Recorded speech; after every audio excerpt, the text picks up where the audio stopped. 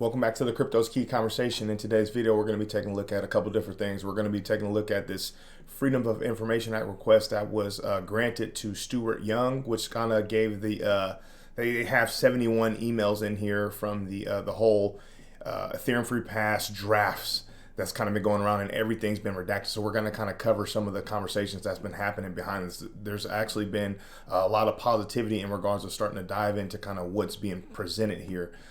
Moving on, we're going to be taking a look at, digital asset investors, testimony on it, Jeremy Hogan, Stefan Huber, and so on, to kind of taking a look at some Ripple versus SEC updates. Also, we're going to be coming over here, and Digital Asset Investor have posted this great little audio from the ecosystem enablers with Ripple, and in this segment, pretty much talking about how, Gary Gensler and the SEC are flushing U.S. innovation, down the toilet and out of the United States. So this is a great little 48-second clip that we're going to play, and some more updates in just in the regard of the SEC and Chairman Gensler kind of, regulating by enforcement and affecting the entire space.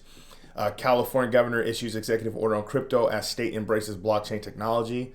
We're also going to be taking a look at some updates from the SEC versus library and how it can influence and kind of set a landscape, in a sense, for the Ripple versus SC stuff. Luna Foundation Guard acquires an additional 37,863 Bitcoin. So Do Kwon and them are still acquiring, getting to that 10 billion mark in Bitcoin that they were trying to get on their reserves. And then you have Binance commits 500 million to co-invest in the Twitter with Elon Musk. And then we're going to end on this because it's kind of some food for thought. This is Senator Elizabeth Warren asked Fidelity to address the risks to put Bitcoin in 401ks. So quickly coming over here.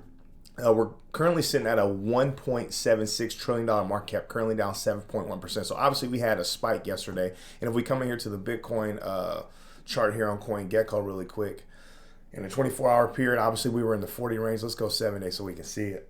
So obviously, after we got the FOMC meeting and they had raised the interest rate 50 basis points, so 0.5%, there was kind of seen as like a positive catalyst and a more dovish than hawkish stance, so the markets ended up running. So we ended up running from like mid to high 37s all the way up to the 40s. And now today, if we come over here today, I mean, we had a drop from 39 all the way down to 36, just under 36,000. So there's still a lot of market uncertainty, a lot of FUD, a lot of sell off, and even in when it comes to trading with leverage, like longs and shorts, a lot of longs got liquidated. There was a lot, I think it was like over 300 million this morning that was liquidated. So obviously that's going to influence a lot more sell off, and we see this big drastic decline in our market. So Ethereum sitting at 2,748. And if we come look at XRP, back in the 50 cents, which is crazy to see this.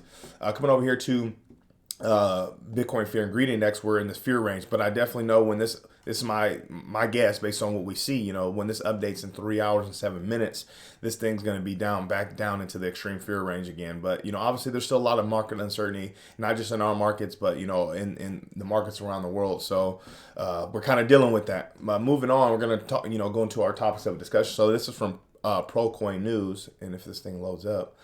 So this whole big thing about how huge this Freedom of Information Act request being granted to Stuart Young was huge, even though a lot of the stuff was redacted, is because Ripple's actively trying to get the documents, these so-called 68 drafts and commentary that's involved with it in the case, so they can, further support their position within the case. But the SEC continues to, what do they call it? I don't know if it's called appeal. I forgot what it's called. But pretty much they're kind of like delaying. Like, hey, can we get an extension on this? And, this falls under, they all started saying, it was William Hammond's personal opinion. Then they're saying, no, it falls under DPP. And no, now it falls under attorney-client privilege. So they're literally just doing everything in their power to hold on to that thing with everything that they're having, and further delaying the court case in regards to sending over, following the judge's motion saying, hey, you need to, provide Ripple with these documents and these drafts. They continue to hold on to it and kick the can further down the road. But now, we got some quick glimpse, even though most of it is redacted, but we got a quick glimpse of who were some of the players involved with, passing and the sending of this so-called Ethereum free pass speech around. So without, talking too much about it, we're just kind of going to move on. Procoin News, I want to thank them for throwing it up, but they're pretty much talking about like how everything's kind of redacted, but, they're still finding, it says, already finding much left hidden in plain sight. Jeremy Hogan has his take on, he says, one interesting thing I saw in the cover letter is that information, quote, prepared in anticipation of litigation is listed as one basis of redactions. What upcoming litigation could it be? Kick, Telegram, library? No, or maybe, just maybe, it was XRP that was reinforced. So he's talking about this this cover letter up here, and you can pause the video, and or you can come to procoinnews.com and look at this article, and you can kind of come through and read it and click through right here and kind of see what's in it. But long story short, just quickly looking at this, and then if you look at if we kind of come through this a little bit, you can kind of see the to and from. So obviously you got from William Hinman, and you can see like some of the people that it was sent to, right? So as you can see these names, there's a lot of different people. Look at this one, a lot of different people it was sent to. But if it's your personal opinion, I know if I have a personal opinion on something, why do I need all of these, people to read over my personal opinion? Why do I need all these people why do I need their input if it's my personal opinion? And this is just, speculating and based on the evidence that I see here. But this is just based on like real world stuff, like everyday stuff. Like, why do you need to send this to this many people this many times and get all this commentary if it's your personal opinion? But there's further conversation that's been happening that's pretty interesting. Digital Asset Investor says the SEC and Bill Hinman have lied in court and told a judge that the Ethereum free pass speech was Bill Hinman's personal opinion. What judge on earth would this not piss off? I mean, and he shows a direct image of what I was just kind of showing you, and it's the truth. It's like, I think we're gonna cover that. Let me make sure I get that on here. No, we got to look at this right here. So this is from Crypto Arsenal. He says a quick table of all those involved in the writing the speech, comprehensive personal opinion. So he kind of came in here and did some work and kind of showed, the names that we're aware of, their SEC position, their departure, the current position, other previous positions, and so on. So crazy thing is it just kind of ties into what we were talking about. It's like, okay, if it's your personal opinion, why do you need all these people? Like, why do these people need to be involved if it's your personal opinion? So it just kind of further strengthened the whole case of like, okay, clearly it wasn't your personal opinion, but now they're saying it's attorney-client privilege, okay? But there's obviously there's a lot of SEC government officials. Obviously they have their let me click in here, their SEC government emails, but it's like, okay, was everybody that was involved in this, even obviously a lot of it's redacted, but was everybody involved in it a part of the SEC? And if they weren't, I mean, where does the attorney-client privilege stand strong if they're not a part of it? And obviously we know that that's BS. That's just them trying to, like I said, further delay, further kick the can down the road. But it's like, it's crazy that, we have access to this now and it's still like 99% redacted. Coming over here, Stefan Huber had a good point here. He says, here's the best part of all. Remember this, Hinman didn't give the speech he stated in the emails he was going to give. The latest and most recent version of his speech is not publicly available. This means that he said something different at the speech than was agreed upon. So that's a great perspective. Because it says right here, it says, while the final version of Director Hinman's remarks reflect in entry 11 is not publicly available. So, I mean, that's a great perspective. Like, so how much was left out or changed in this final version? Coming down here, Stefan Huber continues. He says, why wouldn't he give the final version of his speech? So there is a final version of the speech that he wrote but did not deliver. I said it before. XRP was in the drafts together with Ethereum and Bitcoin, but Hinman just forgot.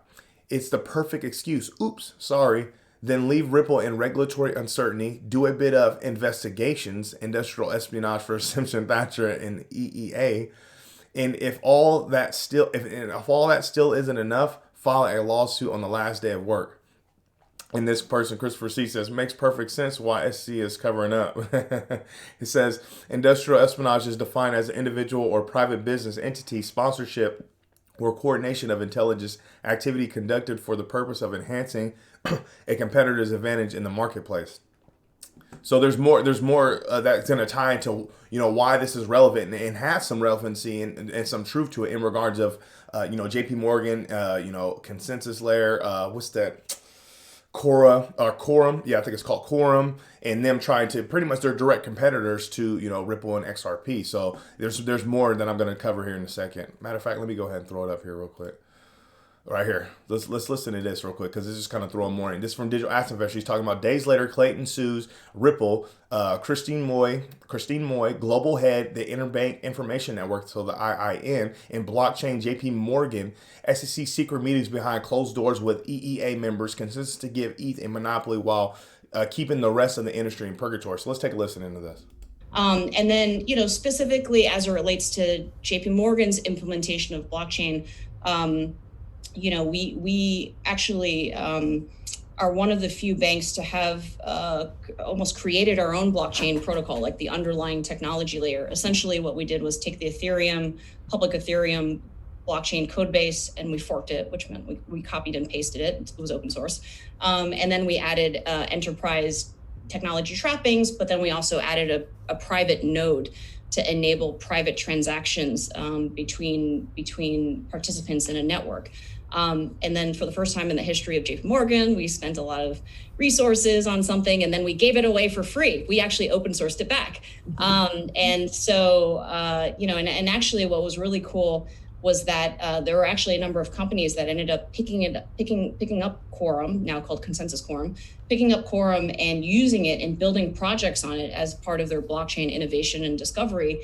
And then when they started getting serious about taking their projects to reality, they would call and say, like, hey, I've been using Quorum, like I'm about to sink millions of dollars in this, and we're going to make it real. Like, are you going to be there to support this? And it was only then that we realized that people were actually using Quorum, and we were like, oh, well, someone needs to support this for real. And so actually, in the past few months, we've announced that Quorum has been acquired by Consensus, which is a company that is focused in the blockchain space and especially the Ethereum ecosystem to shepherd for further enterprise use. So there you go. So it's kind of everything that's the community's been building in this so-called Ethereum Free Pass timeline. Obviously we have the class action lawsuit. You have Jason Foster and Empower Oversight, plus other community members that's really been servicing a lot of their stuff. Them in their own words, them on audio, them on video, kind of showcasing how everything's kind of fitting together like a perfect puzzle of just this whole ETHgate scandal that we've talked about. So that kind of shows some relevancy here. So now we just have a little bit more information day by day. Coming over here, this person here says, crypto investor, not financial advice, says, if they work for BlackRock, so they're talking about, this is from Dr. Kano. He says, I just randomly picked a name from the list, meaning the list in one of the emails, and Googled it and look at what I found. It was someone from BlackRock on the listing, but I found out that I think it was after the fact, BlackRock after the fact, they were at the SEC. But this person was like, if they work for BlackRock and mentioned in the emails that doesn't mean that they lost, doesn't that mean that they lost attorney-client privilege that they just filed for already? So that was kind of like my thought process. But he came down here and says, she started working at BlackRock in 2021. At the time she was at the SEC, something I realized after my digging. However, think about it. Think about all these commissioners getting high value jobs at re-owned companies. Pretty disturbing, if you ask me. I mean, I think a lot of us are kind of leaning towards that perspective as well. Continuing on here. So now we're kind of transitioning not just from the Freedom of Information Act request that was granted to Stuart Young with these 71 emails. Johnny Deaton's talking about, he's responding to Paul Wong here, where he says, I wonder if the ethics office at the SEC had ever been involved in reviewing this speech before it was released by Hemming. So obviously, Hemming was warned by the ethics office that what he was doing wasn't a good look. It wasn't good, but he went about his business anyways and continued to do it. So Johnny D says, there's no way the ethics office was aware Hemming's law firm, Simpson Thatcher, of which he was an ongoing profit share, was a member of the EEA and approved the speech. I guarantee Hemming claims he didn't know they were a member of the EEA. It's a criminal violation if he did. So I mean, there's a lot of stuff, and the crazy thing is that this pressure isn't going to stop. Even if there was some sort of settlement, with Ripple versus SEC, the class action lawsuit with Johnny Deaton. I mean, you still have Jason Foster and Empower Oversight and other bodies that are going to continue to push that envelope and apply pressure to the shady conflicts that's been happening within the SEC and the government officials. Digital Asset Investor, I put this up, says United States SEC versus regulators in other countries. Gary Gensler is flushing U.S. innovation down the toilet while other countries position themselves to lead. So let's listen into this. And if you think about the excitement around crypto, I think Singapore has a place, which is why I'm so interested. And as a company, we're so supportive of waiting and watching as the regulator here takes their time as they hand out licenses, is listening to the community. In some parts of the world, you can't even get near the regulator building without kind of getting in trouble. Here, you actually go to a panel. I was on a panel at DBS early on in September of last year, one of the first live events I went to. And sure enough, on that panel is MasterCard, Ripple, Temasek, and the MAS. And I love that. I love a regulator that's on a panel in a room debating. And so I do think that crypto, as it's regulated globally and done the right way, this is not a regional leader opportunity for Singapore. This is a global leadership opportunity that I think is happening here. Yep. And they're seeing the writing on the wall, so they're all trying to position themselves like crazy. So the U.S. got to get this thing right, man. We got to get this power out of Gary Gensler's hands and the SEC's hands, and get the proper governing body to really regulate this space in a fair, ethical, and obviously investor protection light, but innovation and growth light. Really honing in like the importance of that. They're comparing crypto and digital assets to the ages and the adoption of the internet. It's like, okay, that the rate that the crypto market has been growing has already surpassed the rate in comparison, comparatively speaking, how the internet was growing. So I mean, that says a lot. There's a lot of weight that's behind that. Digital Asset Investor says he's responding to Tom Edwards, says the SEC announces to nearly double the size of the crypto enforcement units does not seem very technology neutral. Digital Asset Investor says he's Ethereum neutral. We can't get him to tell us one way or another whether it's a security. So listen into this. I think anybody in a job like the one I mentioned, technology neutral. We're not policy neutral, though. I think. Yeah. Gosh, dude, this guy, he's literally affecting lives. And I said it in yesterday's video, I feel sorry for, those investors out there that, either got super, scared and ended up selling out of their, XRP, for instance, and, just got completely torched by, this lawsuit that was dropped on them, and the constant delaying in the Ripple versus SEC case by, the SEC and Chair Gensler. They're truly affecting lives, and it's not even just about the 15+ billion or whatever that was pretty much lost when they dropped the lawsuit, but just like the time that's has been affecting people's lives. Because I've said it before, my family and I position ourselves, especially when it comes to our nice sizable investment in XRP, to be able to pull a little bit of profit out of that when we got to a certain part within our market cycle, and the SEC ended up tarnishing those financial plans that we have for ourselves. And there's thousands and thousands of family out there that are affected, just like my family. And luckily we have the education and knowledge and just a positive outlook based on the information we have, that we know we're on the right side of the law, we're on the right side of history when it comes to our investment in XRP. So we held strong. We had the ability financially to hold strong, but there's a lot of families out there that don't, and that have truly been affected. And I pray for them, and I feel bad for them, because you have people like him in the SEC that what gives them the right to act as our parents, our daddies, and control what we do with the leftover money we have after paying taxes and after paying our monthly expenses. It's absolutely crazy, man. Moving on. Just a little positive news here. It says California governor issues executive order on crypto as state embraces blockchain technology. So the key points here says Governor Newsom executive order on blockchain aligns with Biden administration proposal in March. The directive spells out a roadmap on regulatory and consumer protections. The governor is calling on California to examine using blockchain solutions in state operations. So I'm curious to see where this thing is going to go. Chris Larson? Yeah, Chris Larson had put out a tweet pretty much praising, this acknowledgement of kind of what's going on here. So we'll kind of keep an eye on. But I wanted to cover this right here. It says, quote, "The opportunities are almost endless," Meyer said. "We can do things like remove middlemen from transactions involving real estate or even automobiles. We can use it to protect people's identity and provide benefits to people through government services. If we are selling carbon offsets, we can make sure the same forest isn't being sold twice and that there's some record that's transparent." So there's a lot of benefits. And, for us, that's truly in the space each and every day, continue to educate ourselves and do our research. Like we all, well aware of what this space has to offer. Just it's more, these government, these, I call them powers that be, but like government officials and, major corporations and investment institutions and all this stuff, as they see the writing on the wall as we see it, and they start jumping in. I mean, there goes a lot of capital and a lot more players within our industry, which is going to lead to the growth of our space. So I'm curious to see where this thing's going to go here. Jeremy Hogan's kind of giving a little take on that SEC versus library case. He says, if you hold XRP, pay attention to the SEC versus library case, which involves many of the same issues as a Ripple case and will be decided first. So pretty much, long story short, the SEC versus library case is going to be, concluded before the Ripple versus SEC case.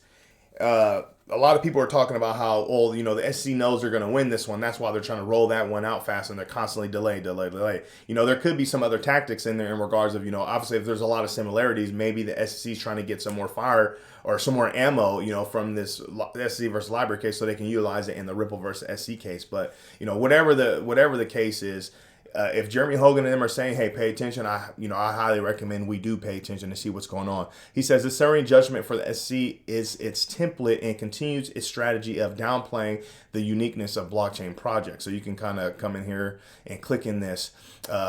Coming down here, he continues, says the library Ripple cases will hinge on the ability of the judges to understand the issuance of tokens operating on a decentralized ledger is not just another way of raising funds and does not implicate the disclosure requirements underpinning the reasoning behind securities laws. So we'll continue to follow what Jeremy Hogan and them, the attorneys within the community have to say in this regard, and follow what's going on with the SEC versus library case. Coming over here, it says, just in, LFG, so let's effing go, has acquired an extra 1.5 billion in Bitcoin. So if we come over here, we talked about how Do Kwon and them and the Luna Foundation are trying to back their UST stable coin with Bitcoin, and I think they had acquired a nice size of Avalanche and whatever, but they said they wanted to acquire up to 10 billion worth in Bitcoin, so they just acquired 1.5 billion more. And Do Kwon, he came down here and he said, or Terra Luna, it says, just getting started with a wink. So that's super positive. They did it OTC, I think it was over the counter purchase, but that's huge. They're literally backing their stable coin with Bitcoin, which is super positive. When we talk about the reserves on exchanges, dwindling, it won't be, at some point, it truly won't be able to meet the supply won't be able to meet the demand. So that's obviously going to influence the price increase of Bitcoin, because the illiquid supply is continuing to grow while the liquid supply is, dwindling. It's just the supply can't meet the demand, which is huge. Another one here from Blockworks says, breaking, Binance to invest 500 million together with Elon Musk in Twitter takeover. So if we come in here, you can kind of take a look at all the equity investors. So you have anything ranging from, 25 million, 400 million, 500 million, 1 billion from Lawrence J. Ellison Revocable Trust. It's a fat contribution. 800 Sequoia Capital Fund. So yeah, you can see everybody. You got Binance right here. A crazy thing is CZ. Did they have it in here? Yeah, CZ says a small contribution to the cause. Man, if I could say, 500 million, that's a small contribution, man. Now I would be living. Binance commits 500 million to co-invest in Twitter with Elon Musk. Binance is among 18 co-investors in Elon Musk Twitter acquisition, along firms like Sequoia Capital Fund, Fidelity Management, and Research Company.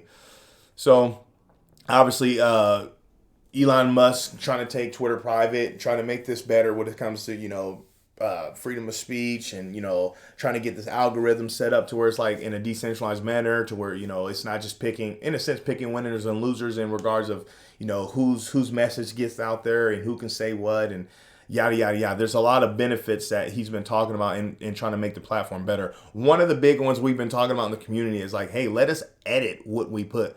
I can't tell you how many times I tweet out, something and spell something completely wrong, or it may autocorrect what I'm trying to say entirely. So we need to get that edit thing set up, man. We need to be able to edit. And obviously, a lot of people don't like that you can go back and edit certain things. Well, make it a certain time frame, do it within like, the first 10 minutes or first 30 minutes or whatever the case is, and then finalize it after that. But we definitely need an edit button. So ending on this one, I don't want to end on anything negative normally, but I think I just wanted to kind of give some food for thought and have a conversation on this one. It says, Senator Warren asked Fidelity to address the risk to put Bitcoin in 401ks. U.S. senators request Fidelity to explain how the firm is planning to address the risk of adding Bitcoin into retirement accounts by May 18. So obviously we know Senator Elizabeth Warren is like one of those people in the industry that literally has so much reservations, and pretty much they're seen as the bad people in regards of crypto adoption and innovation. And there's always something something negative or some worrisome, some sort of narrative behind why this space is we'll just say in a sense bad or yada yada yada. So it's crazy that, we had a lot of positivity with, Fidelity offering, their accounts to be able to put, I think it was like 20% of Bitcoin or 20% of their portfolio into Bitcoin if they wanted to, into their 401ks, which was huge, right? Because if you look at the data, Bitcoin has been outperforming every asset out there, over the past, decade. So it's like, why not be able to, offer that to the account holders? But, obviously Senator Warren, has her reservations against Bitcoin in the crypto space. So she's going to come out here and throw us out. I really hope that they just lay something hard on her table. Like, boom, here's how we're going to combat this and this and yada, yada, yada. Show her the facts. But, she's going to find some way to kind of put some negative narrative on it, my personal opinion. But I did like... I wanted to cover this. It says, quote, despite the lack of demand for this option, only 2% of employers express interest in adding cryptocurrency to their 401k. So it's just domino effect. I think they started with Michael Saylor and MicroStrategy were like the first ones that kind of onboard this ability to offer Bitcoin in the 401ks to their employees. It's just a domino effect. Once one starts doing it, then the next, and as they see the regulatory clarity come into space. More companies are doing it, more employers are doing it and utilizing it, and more employees want access to it. It's just going to continue to happen, and then boom, it's just going to take off from there. But yeah, that's the video I got today. That's the updates. We'll continue to follow what's going on in the market. There's still a lot of fear out there. I hope you're out there holding strong, trying to stay as positive as possible in these gloomy times. But with all that being said, stay strong, be safe.